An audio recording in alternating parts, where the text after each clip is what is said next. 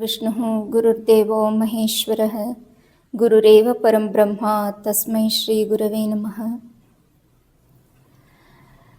ಸ್ವಾಮಿ ವಿವೇಕಾನಂದರು ನಮ್ಮ ಭಾರತದ ಹೆಮ್ಮೆಯ ಸಂತ.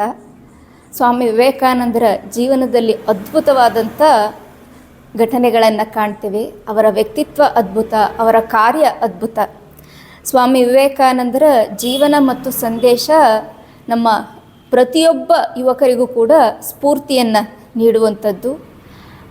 ಪ್ರತಿಯೊಬ್ಬರೂ ಕೂಡ ಅವರವರ ಕ್ಷೇತ್ರದಲ್ಲಿ ಮುಂದೆ ಬರೋದಕ್ಕೆ ಶಕ್ತಿಯನ್ನು, ಚೈತನ್ಯವನ್ನು, ಸ್ಫೂರ್ತಿಯನ್ನು ಸ್ವಾಮೀಜಿಯವರು ತುಂಬುತ್ತಾರೆ.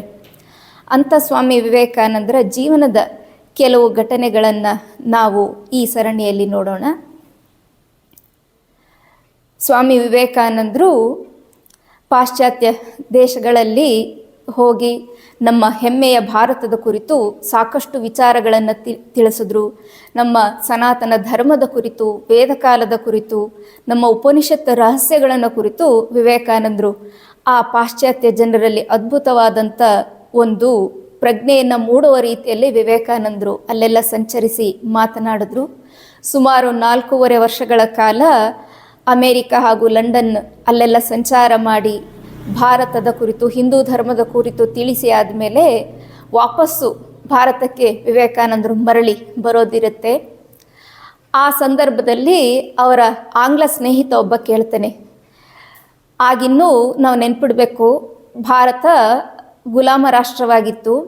ಅಂಥ ಸಂದರ್ಭದಲ್ಲಿ ಸ್ವಾಮಿ ವಿವೇಕಾನಂದರು ಆ ಪಾಶ್ಚಾತ್ಯ ದೇಶಗಳಲ್ಲಿ ನಮ್ಮ ಭಾರತದ ಕುರಿತೆಲ್ಲ ತಿಳಿಸಿ ಆದಮೇಲೆ ವಾಪಸ್ಸು ಭಾರತಕ್ಕೆ ಮರಳುವಂಥ ಸಮಯದಲ್ಲಿ ಅಷ್ಟೆಲ್ಲ ಭೋಗಭರಿತ ರಾಷ್ಟ್ರಗಳ ನಡುವೆ ಸಂಚಾರ ಮಾಡಿ ಆಗಿತ್ತು ವಿವೇಕಾನಂದರು. ಅದರ ಕುರಿತು ಅವರ ಆಂಗ್ಲ ಸ್ನೇಹಿತ ಒಬ್ಬ ಪ್ರಶ್ನೆ ಮಾಡ್ತಾನೆ, ಸ್ವಾಮೀಜಿ, ಈ ಸುಮಾರು 4.5 ವರ್ಷಗಳ ಕಾಲ ನೀವು ಇಂಥ ಒಂದು ಸಂಪದ್ಭರಿತವಾದ ಪಾಶ್ಚಾತ್ಯ ರಾಷ್ಟ್ರಗಳಲ್ಲಿದ್ದು ಈಗ ನಿಮ್ಮ ಭಾರತಕ್ಕೆ ವಾಪಸ್ಸು ಹೋಗುವಂಥ ಸಂದರ್ಭದಲ್ಲಿ ನಿಮ್ಗೆ ಏನು ಅನ್ನಿಸ್ತಾ ಇದೆ ಅಂಥೇಳಿ ಕೇಳ್ತಾನೆ. ಆಗ ಸ್ವಾಮಿ ವಿವೇಕಾನಂದ ಹೇಳ್ತಾರೆ, ನಾನು ಭಾರತದಿಂದ ಬರೋದಕ್ಕೆ ಮುಂಚೆನೂ ಕೂಡ ಭಾರತವನ್ನು ಪ್ರೀತಿಸ್ತಾ ಇದ್ದೆ, ಪೂಜಿಸ್ತಾ ಇದ್ದೆ. ಈಗ ಇಷ್ಟು ವರ್ಷಗಳ ಕಾಲ ನಾನು ಇಂಥ ಒಂದು ಸಂಪದ್ಭರಿತ ರಾಷ್ಟ್ರದಲ್ಲಿ ಇದ್ದು ವಾಪಸ್ಸು ನನ್ನ ಭಾರತಕ್ಕೆ ಹೋಗಬೇಕಾದ್ರೆ ಈಗ ನನಗನ್ನಿಸ್ತಾ ಇದೆ, ಭಾರತದ ಒಂದು ಕಣ ಪವಿತ್ರ, ಅದರಲ್ಲಿ ಬೀಸುವ ಗಾಳಿ ಪವಿತ್ರ, ಒಂದೊಂದು ಮಣ್ಣಿನ ಧೂಳು ಕೂಡ ಅತ್ಯಂತ ಪವಿತ್ರ.